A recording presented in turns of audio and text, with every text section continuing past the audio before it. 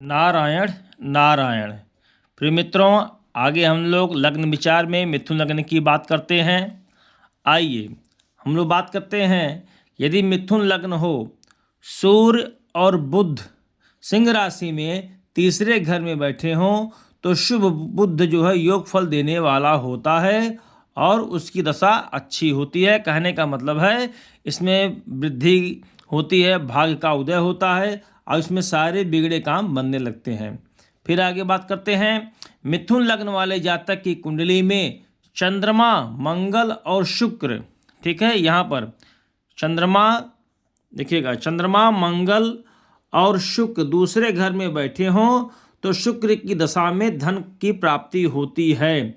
कहीं से उसका धन रुका होगा तो उसको धन मिलेगा ही मिलेगा, इसमें कोई सार राय नहीं है। ठीक है, आगे बात करते हैं, यदि मिथुन लग्न हो कर्क में दूसरे स्थान में, ठीक है, यहाँ पर कर्क में दूसरे स्थान में मंगल हो और चंद्रमा और शनि मकर राशि में, ठीक है, यहाँ पर चंद्रमा और शनि मकर राशि में अष्टम में हो तो शनि की दशा में मिश्र फल, मिला जुला फल होता है, अर्थात इष्ट फल भी मिलेगा और अनिष्ट फल भी मिलेगा।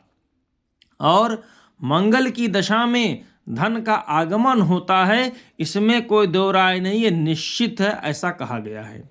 फिर आगे बात करते हैं, मिथुन लग्न हो मंगल और शनि दूसरे, इसमें मंगल और शनि दूसरे भाव में हो, ठीक है, देख लीजिए दिख रहा है, ठीक है, मंगल और शनि दूसरे हो, चंद्रमा अष्टम में हो, चंद्रमा यहाँ पर हो, चंद्रमा अष्टम में हो तो शनि और मंगल की दशा में धन का नाश होता है, जायदाद नष्ट होती है, किंतु थोड़ा सा सामग्री साधन थोड़ा बहुत बचा रह जाता है।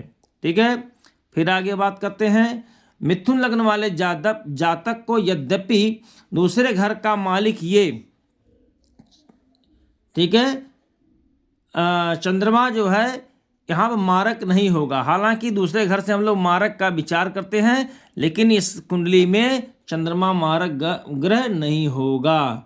ठीक है, आगे बात करते हैं, मिथुन लग्न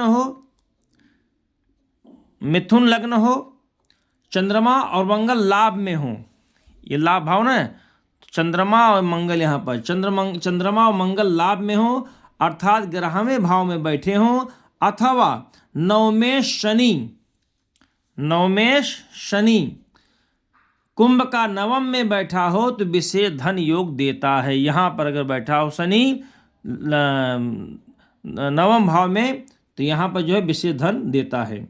फिर आगे बात करते हैं, मिथुन लग्न हो गुरु और शनि नवम स्थान में हो, गुरु और शनि इस भाव में, ठीक है, गुरु और शनि नवम स्थान में हो तो उनकी दशा और अंतरदशा में गंगा स्नान होता है। क्यों? क्योंकि गुरु तो धर्म कारक ग्रह है, इस कारण उसकी दशा और अंतरदशा में धार्मिक कार्य होना, गंगा स्नान इत्यादि स्वाभाविक है। और व्यक्ति धर्म कार्य करेगा, भगवान के शरण में जाएगा, तीर्थ यात्रा करेगा, इस तरह से होता है और धार्मिक कार्य होता है।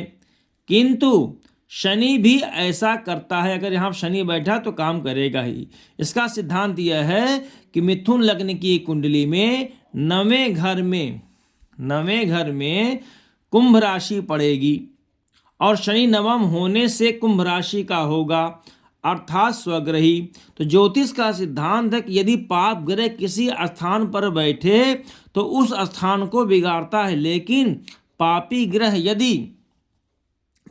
यदि अपनी राशि में बैठे तो उसे अपने उस भाव को बिगाड़ना नहीं है, बल्कि उस भाव की वृद्धि करना होता है।